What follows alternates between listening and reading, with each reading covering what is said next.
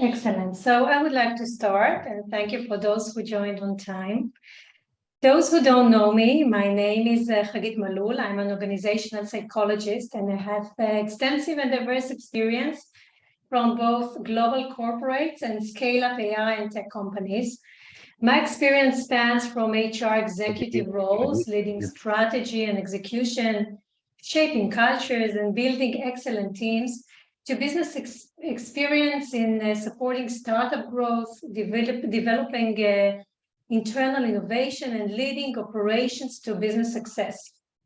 And I founded recently Lead to Quantum, which is a consulting but yet different consulting business to optimize the business and human potential of startups and mature companies, and empower the leadership teams to manage complex challenges in innovative and exciting ways, inspired by the principles of quantum physics. This session has two parts. The first is theoretical, but yet innovative and I hope inspiring part. And the second one is super practical with the tips, tools that you can use. I plan to talk about 45 minutes, and then we'll leave room for questions. I would appreciate if you can write yourselves any comments or thoughts, questions, and your feedback is super valuable for me. So we'll start with the context where we operate at. And I believe that most of you are aware of all those trends in the past 3 years. So I'll highlight only a few here. I really liked the way Gartner identified 5 challenges of human resources for 2022 and mentioned one of them was employees fatigue.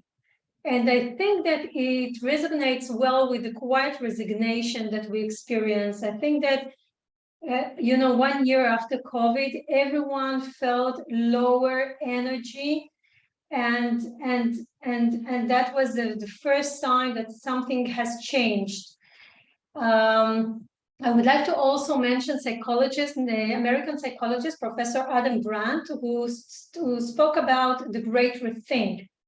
He spoke about the need now to stop and reassess our assumptions, basic assumptions, the way we used to work so far. And now it's time to really question many things. And last, I would like to mention, I think, very important trend of AI development that stresses the gap that needs to be managed between the virtual amazing technology that is being developed and we enjoy it so much, but also it creates alienation that is further enhanced with the new hybrid working models. So human needs are still for proximity is tremendous, and I think that we need to always balance between those two, which is a challenge. And when we look at all those challenges that I mentioned, I think that what is common is that we experience much higher complexity, constant uncertainty, and fast pace of changing reality.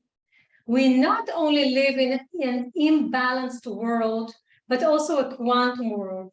No more linearity, clear order, and ability to predict what is going to happen. We're looking now for internal balance, a strong backbone in an imbalanced world.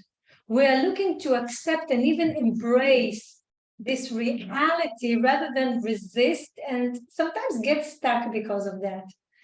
So only if we as individuals, teams, and organizations will be able to strengthen our inner backbone and optimize our energy level to the maximum possible, we will be able to fulfill our potential and performance, and as a result, positively impact on our business results.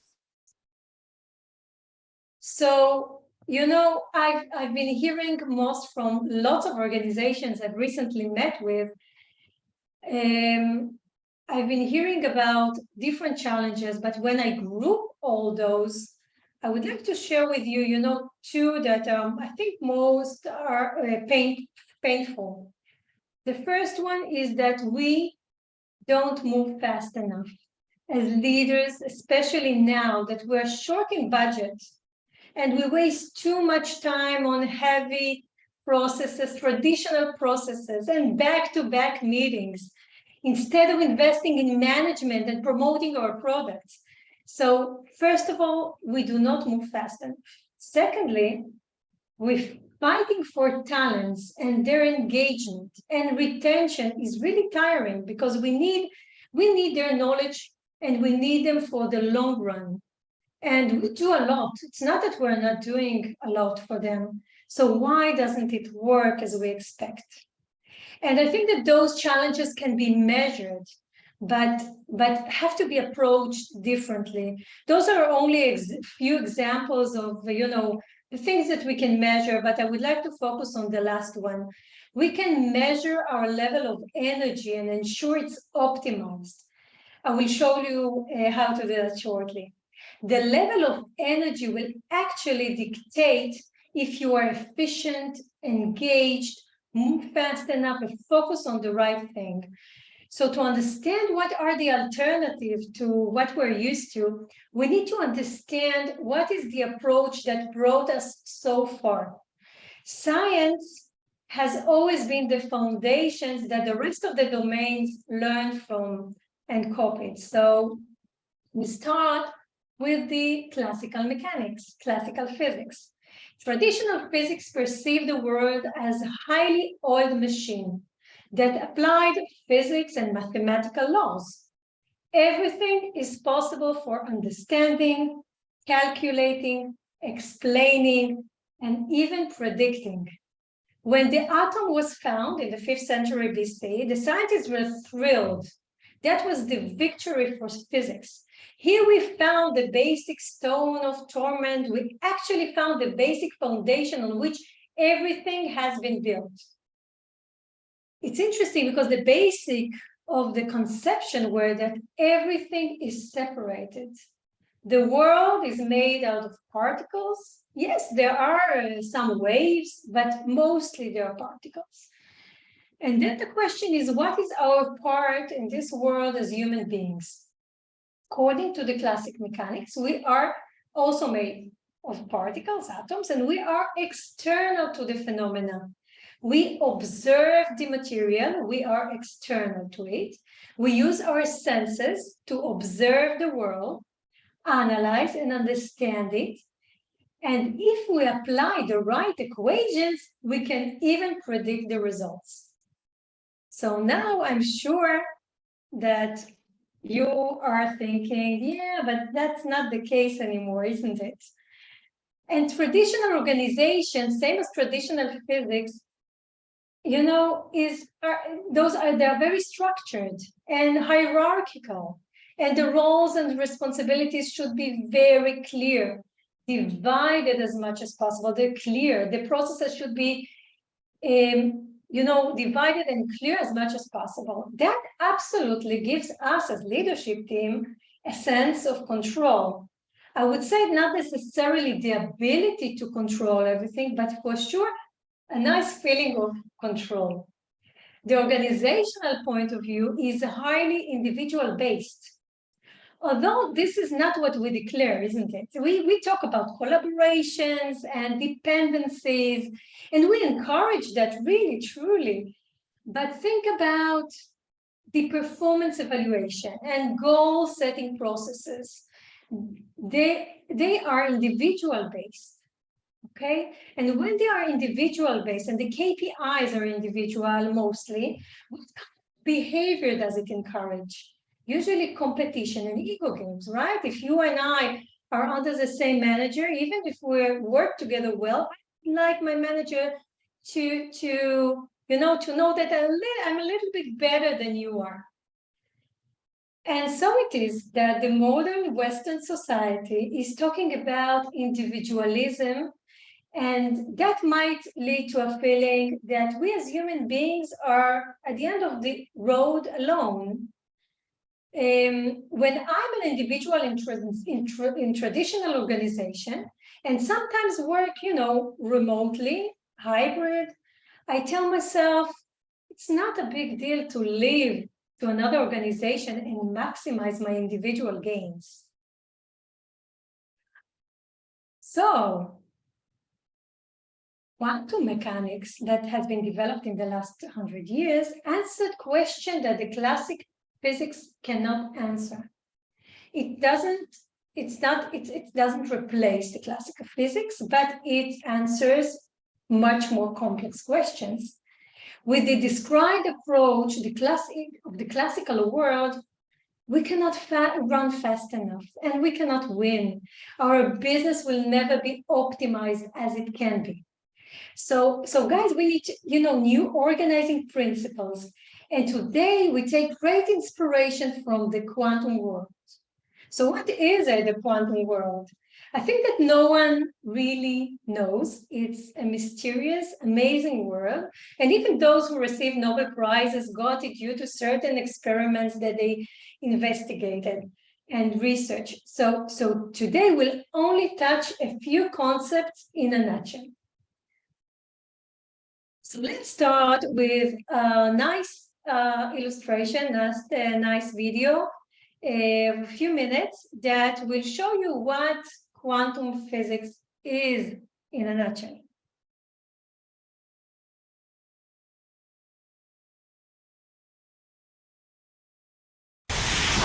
And here we are, the granddaddy of all quantum weirdness, the infamous double-slit experiment. To understand this experiment, we first need to see how particles, or little balls of matter, act. If we randomly shoot a small object, say a marble, at the screen, we see a pattern on the back wall where they went through the slit and hit. Now, if we add a second slit, we would expect to see a second band duplicated to the right. Now, let's look at waves. The waves hit the slit and radiate out, striking the back wall with the most intensity directly in line with the slit. The line of brightness on the back screen shows that intensity. This is similar to the line the marbles make. But when we add the second slit, something different happens. If the top of one wave meets the bottom of another wave, they cancel each other out. So now there is an interference pattern on the back wall. Places where the two tops meet are the highest intensity, the bright lines, and where they cancel, there is nothing. So when we throw things, that is matter, through two slits, we get this, two bands of hits. And with waves, we get an interference pattern of many bands. Good so far. Now, let's go quantum.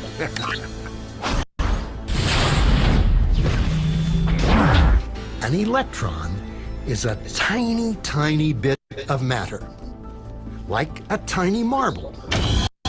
Let's fire a stream through one slit. It behaves just like the marble, a single band.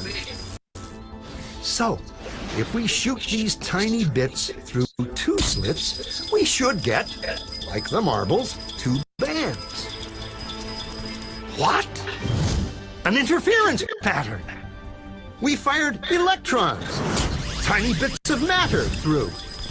But we get a pattern like waves, not like little marbles.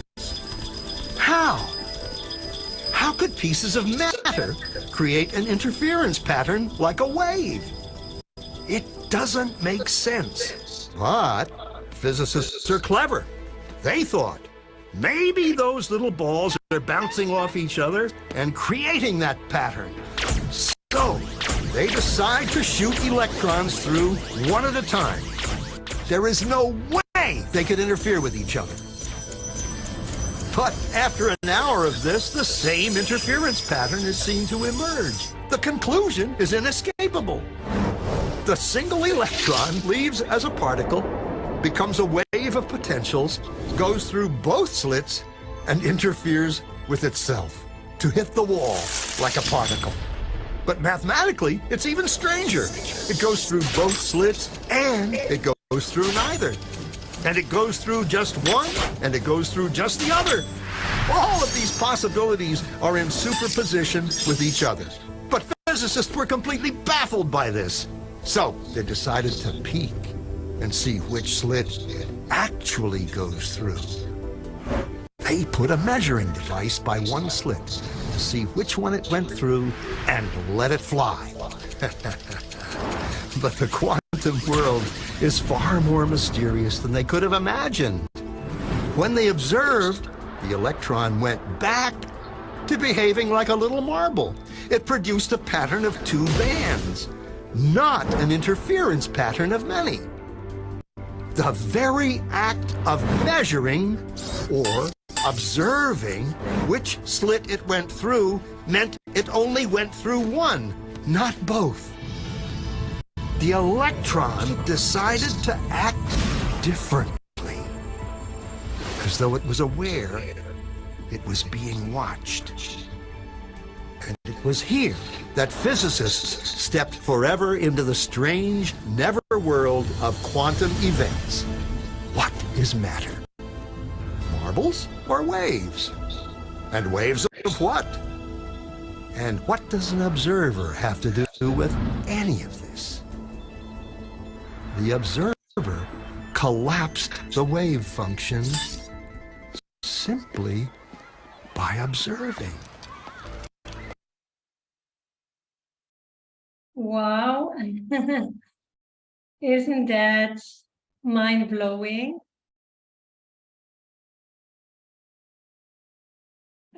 For me, that was really amazing to learn about it. And I would like to focus with you today on 3 quantum principles that I find very relevant to the organization of the world.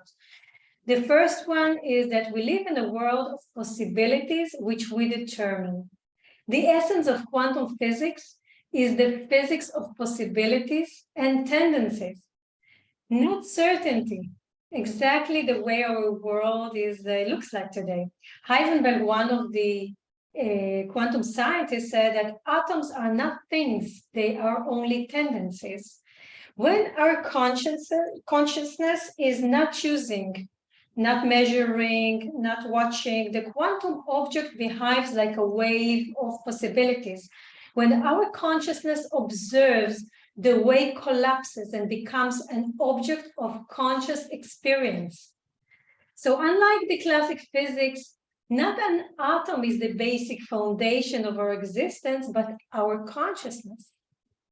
So can we change the external reality by changing our internal reality? Of course we can. We all know that. That's also the essence of the psychoanalysis. And we know that the way we approach challenges, as leaders, if we're positive, negative, believe or don't believe it's possible, will dictate the chances we succeed. So that puts a lot of responsibility on us as leaders to decide what we are focusing on and what is our approach that will eventually materialize. For the first time, reality becomes non-objective in science. So when we look at the organizations, most of us, what we're doing all day, we are fighting who holds the truth, right? I say it's 6, you say it's 9. I say it's 6, you say it's 9. I'm going to prove it to you. I'm going to bring more data. And at the end, I would like to show you that you're wrong, I'm right, I hold the truth. And this is something that is exhausting physically and emotionally. Not only the individuals in the organization, but the organization itself. And, when I ask who is right, so both are right. So just imagine that instead of all those power games and ego games and who is right, we take all the amazing experiences in the room, all the amazing points of views, like a kaleidoscope, where there is always someone in the room who is paid to make a decision. Not because he holds the truth and he is right, but because this is his responsibility in the room. I would like to move to the second concept. So the second principle an amazing experiment, a little bit difficult to understand, but important. When two identical electrons hit each other, there are two or more states they can be in. Not only do we not have the possibility to differentiate between them, but the scientists say that it is necessary to calculate as if both stories are happening at the same time. And they call it quantum superposition. Particles can be in two or more places at the same time. We, as human beings, concentrate only on one option or possibility at a time. We should be aware that all the multidimensional information being passed through all of us all the time, and I think that we should develop both mindset rather than either or. Things can do exist. And when analyzing companies that survive global crisis, it is evident that they imagined many possible futures as they were ready with an action plan for any eventuality. Some of those were impossible scenarios that saved the company at the end of the day when actually one of the realities materialized. So our goal is to develop this holistic and quantum mindset for leadership teams and when setting or adjusting your business strategy. I would like to give you more examples on the need to develop this multidimensional mindset and check ourselves where we actually choose one of those. And we need to balance and have both, actually. Yes, we need the control. We need to balance between the control and management. We have to manage the organization. We have to have control over things. This is essential to run a business. But we also need to develop trusting mindset and empowerment. And for just a small example, when we build a leadership strategy offsite, think about your participation in leadership strategy offsite. The agenda, in my opinion, can never be closed and calming and fully built in advance. Usually this is what we do. Why can't it be like that? Because then how do we hold the management's abilities to deal with uncertainty? All the things that usually come up spontaneously are super crucial, and sometimes they are the key. So we need to balance between setting clear goals and framework, but also trust ourselves that we can manage uncertainty as it appears. Order versus randomness. We have to have basic framework and order in place, but we have to allow spontaneity and agility. And not forget that the process and charts are means to achieve and not the goal per se. So for example, organizational structure, I would give you, my example. When I was at eBay, the need was actually that I will be holding two positions, Chief of Staff and Head of HR of Israel Development Center. And as Chief of Staff, I had to report to the GM, and as HR, I had to report to the VP HR globally. And they couldn't figure it out because it's separated, right? Which we were talking about, the separation of everything. So the right thing was not done because of that. Individuals and versus groups. We talked a little bit about the sense of meaning in the Western, companies. And I would like to give you a small example. When I met with the head of HR of both eBay and PayPal, and for a personal meeting, and she said, and she asked where I'm from and where I was born. I told her Estonia, and she said, wow, I have to tell you a story. When we acquired Skype, that is based in Tallinn, Estonia, their development center, and I came personally to present them the compensation plan. And they actually told me, thank you very much for the monthly payment, the salary, but we will waive the annual bonus. And she was amazed. What do you mean you don't want the annual bonus?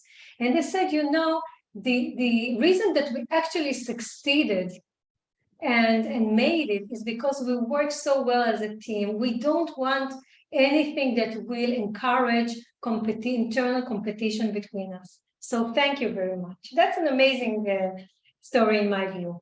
Planning versus agility. For example, goals cannot be annual anymore. They cannot be non-inspiring. Otherwise, I think it's a waste of precious time of our managers who actually complain about this process everywhere.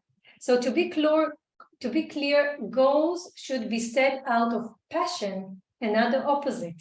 Not to be set and then hope that they will spark enthusiasm. So usually the way we manage OKR doesn't stimulate the passion. I think it's an opportunity now to stop, reevaluate, and change. Long-term versus short-term, both short-term and long-term have to be there. Otherwise, and usually we give, goals for 1 year, annual goals. And I ask myself, what will be the incentive for the CTO to rewrite the code of the product or build a platform that will bear fruit only in 2 years? They don't even know if they stay so long, right? So yes, we need to think about both. Commitment and innovation is so straightforward, right? We need to have both. And our reality is not either or, but both. An organization, especially in growth, need to adapt and create their processes and adjust it according to where they are in a life cycle. So you need to answer yourself, what organization culture do we want to create? And the quantum world does not give absolute and reassuring answers, no manuals, no, this is how it should be done. We are supposed to take the responsibility and produce what suits us best at any given moment. And our goal is to help you to get there. Let's move on to the third principle, the entanglement. Another amazing experiment, when two electrons that, listen carefully, have common history are separated with long distance from each other. It doesn't really matter how far you separate them, the deep connection between them will be kept. The connection between them sometimes is complementary.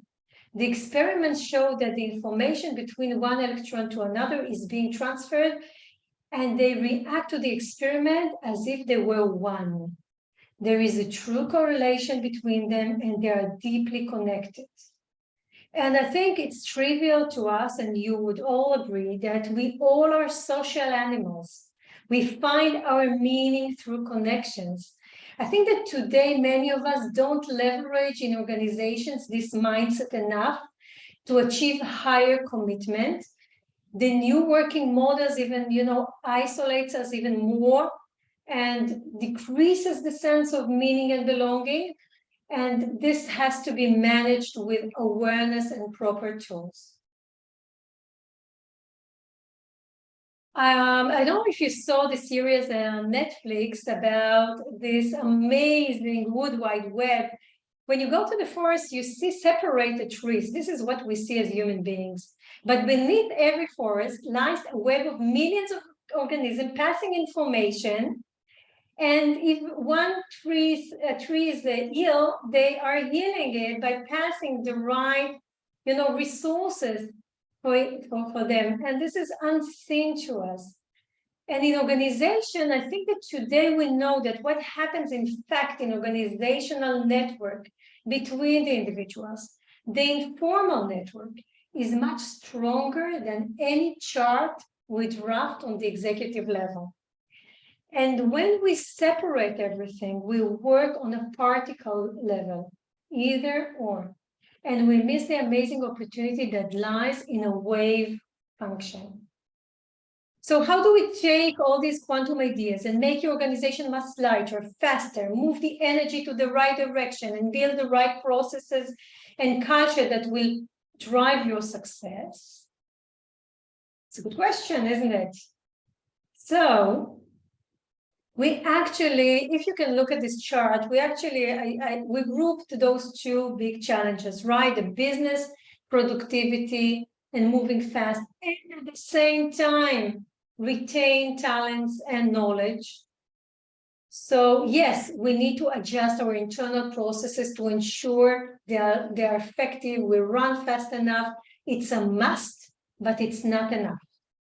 And we need to maximize the energy level of our company by constantly balancing the 4 human dimensions I'll talk about.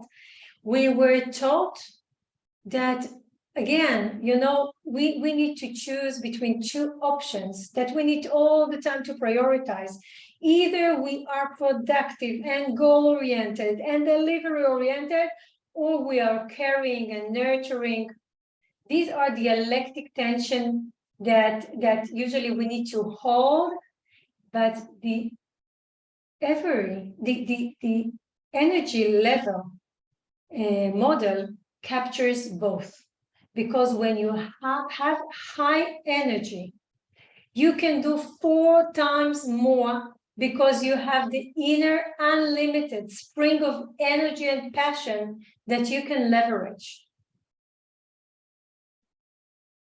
And already Harvard Business Review in 2007 spoke about their study is about how do we move from the perception of time management when time is actually external to me and it's limited. We have a limited control over it, right? We have only 24 hours a day, to the perception of managing inner energy with the 4 human dimensions. So they spoke about the body, emotions, mind, and spirit, but differently. They were talking about breaks and how we concentrate. And in 2016, Professor Zohar also spoke about the need to actually think about all those 4 dimensions as one. And we need to see the employees, the teams, and the organization as a whole, the same as we use our whole brain when we innovate. An employee is not a delivery unit of function. We need to see them as a whole. So Lead to Quantum, we present the updated and applicable interpretation of these 4 dimensions. And based on the research that has been done and the ability that also constantly measure and improve. So what are those 4 dimensions? We have the physical, the cognitive, the emotional, and self-fulfillment. And in order to increase the energy level of my organization, my teams and individuals, I have to accurately nurture these dimensions and balance between them. So it's important to say that the responsibility for balancing employees' 4 dimensions lay also on the employees themselves, not only on the organization. There is mutual understanding and ownership. So what is it? So let's move on. So the physical dimension represents the physical comfort that everything I need as an employee in order to best perform. I need to have a very productive working environment at home, at the office. I need the equipment, also all the goodies that I get, all the benefits, and also the physical overload will lay in the physical dimension. The cognitive dimension refers to the extent to which I am challenged. I become a professional. I develop my skills. I become an expert in my domain. I solve complex problems and I'm constantly challenged. The emotional one refers to how much we as organization enable an environment, a culture that encourage the employees and managers, everyone, to be authentic. And they can bring their whole self. They can express all the variety of emotions. And when I can be myself, I would stay there forever. And also with the other, of course, dimensions, but I can be also much more innovative, because innovation is about raising ideas and not thinking, counting to 10 before I'm saying something, because or I'm I'm afraid to fail, or that someone would think I'm not good enough. So yes, this is the emotional dimension.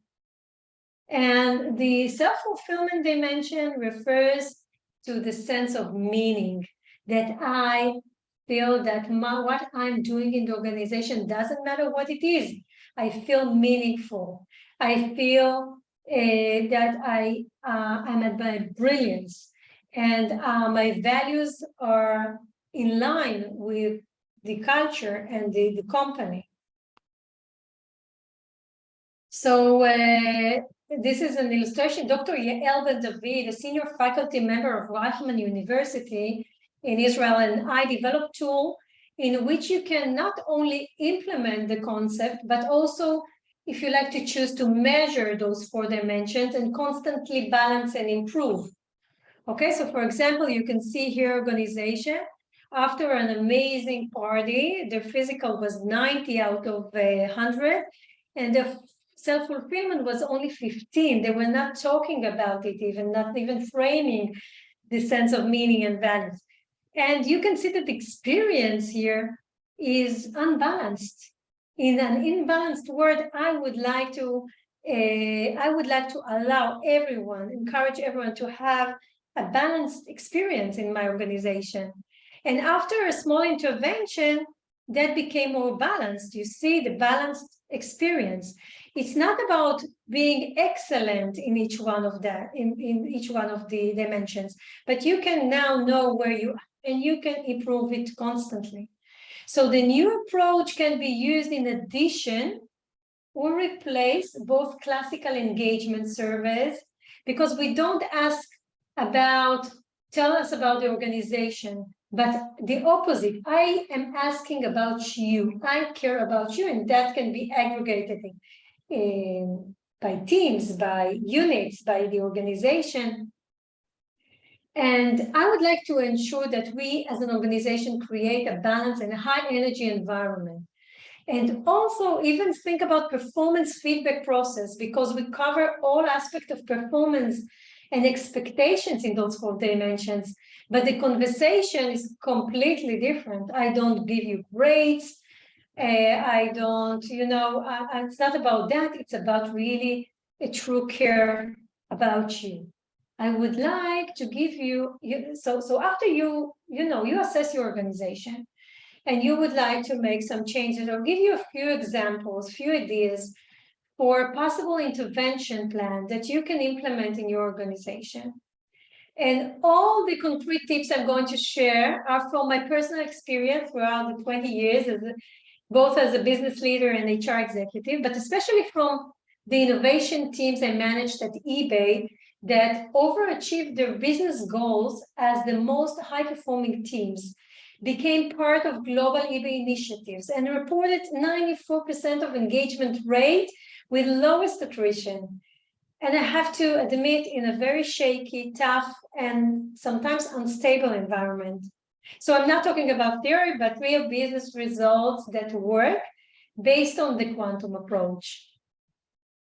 So when we look at the physical dimension, we can, ask ourselves something that was not legitimate or not common in the past is needed today, to ask our employees, kind of, where is your energy is at its best during the day? Whether you are a morning person or night person, do you need a noise, or when you work to concentrate, or you need complete quiet? Do you need to work interact with others? Do you need to work alone? So really to get to know the physical needs of my employees. And I will never schedule an important meeting at 9 a.m. for a night person who only, drinks its coffee at 10 a.m. And that's something that really is important to consider. When I look at the company level, how, we want, not we, but many organizations want their employees to come back to the physical office. And you don't really want to make them and force them to come. You want to create to find ways to encourage them by building plans that add value, that shows the value. So when I am on the traffic in the morning, coming to the office, and my manager is on back-to-back meetings, I don't even get to see them, I ask myself, oh my God, I had to stay at home. It's a waste of time. So yes, there are ways to plan all that aspects. And I would like to ask whether we really learned to focus on outputs rather than inputs. And I would like to ask you, you can answer yourself, if you will really encourage someone to have an afternoon nap. Someone who in the morning or late at night has to work with someone on different time zone. And I used to do that. And that was amazing because they appreciated so much that they were willing to bring the moon. And I think that we are still not there. Cognitive dimension, I think mainly is to see and reflect to the employees how much they have been developed. And many times it's not the things we do, it's the packaging. And I always look back at 6 months back and I show how much the employability value of my employees has increased as long as it was in my team. And yes, they can add another line to their CV because now they can do things that they couldn't do 6 months ago. And this is something that is very important to do. And I think that it's important that we measure and appraise the right things as an organization. We always ensure that our goals are focused on our development, both as a company and individuals, and creates this excitement that we're talking about. The organization structure should be flexible. If I would like to do something else in addition to my role, I don't need to move necessarily to another position. I can maybe do both, okay? It's a different mindset. Innovation as a new leadership standard is highly important. I have a whole session about the brain neuroscience and how do you spark innovation. But the bottom line is that when I am as an employee, I am expected to be creative, to be innovative. I use all my brain and I feel that I'm using all my potential. Emotional dimension. It's important to learn to identify our feeling that drives our action. Any action, everything we do is caused by something that I feel. And we as leaders, we have to identify when the employees is stuck, the team is stuck, and understand the core, the roots of that. So a manager who let's talk about even the leadership team that doesn't fulfill its potential not because they are not smart enough. Each one as individual is amazing leadership team member, but they have power games and ego games and the resistance or on the other hand need for harmony and to a consensus, which is almost the same thing. Everything is emotional. So this is the reason that we have experts for group dynamics in order to become much stronger and effective and productive as a team. And I think that teams need to learn how to talk effectively and achieve proximity, and as a result, better results, of course. And that for sure will make you move faster and not stuck on something that is basically emotional. I think that we as a company, we need to encourage authenticity. Bring your whole self. I would like the employees to be co-creative partners. And the value of equality is so important because I want everyone's opinions. Those who speak and those who do not speak, your opinion matters. Just think how much I am empowered when I'm asked to my opinion. And the evaluation process has to move from I measure you to I see you. Trusting approach, we're in a trust revolution. This is how I call this nowadays. This is the equation that I believe in. We need to replace or reduce the need for control, not the management, but the emotional need for control with trust, and get much more accountability and engagement.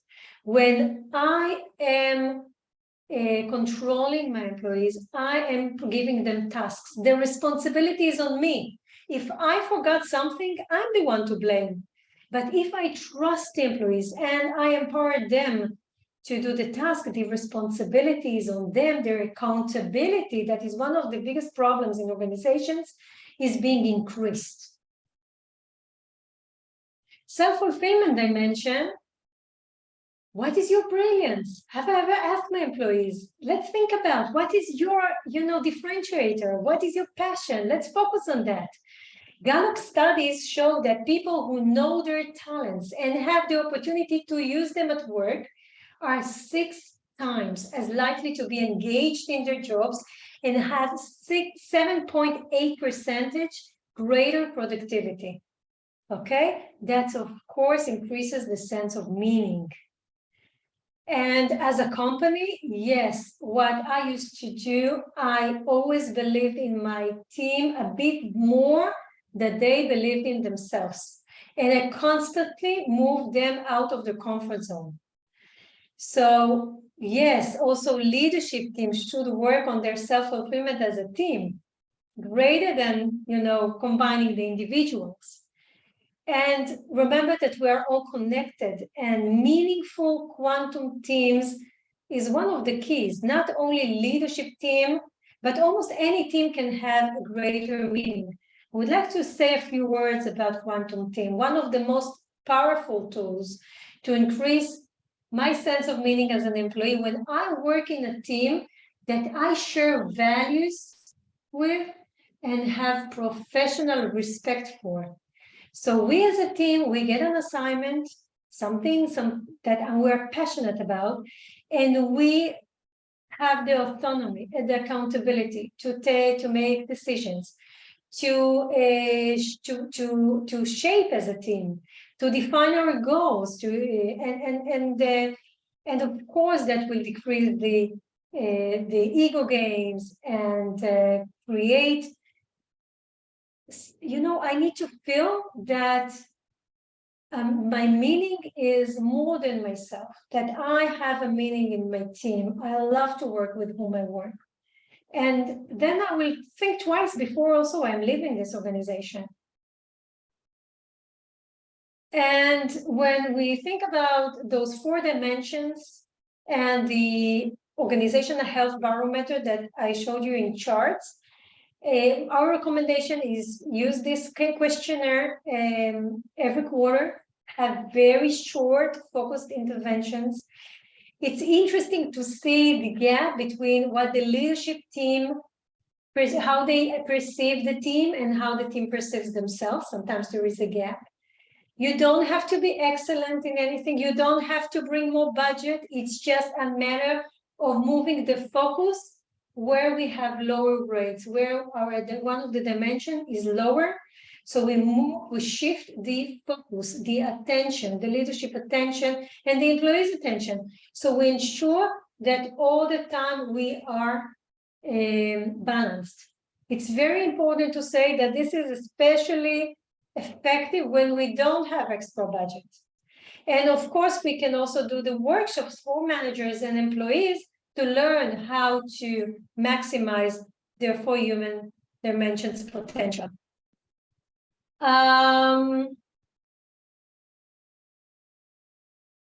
We have an amazing and diverse team that you can read more about on our website, lead2quantum.com.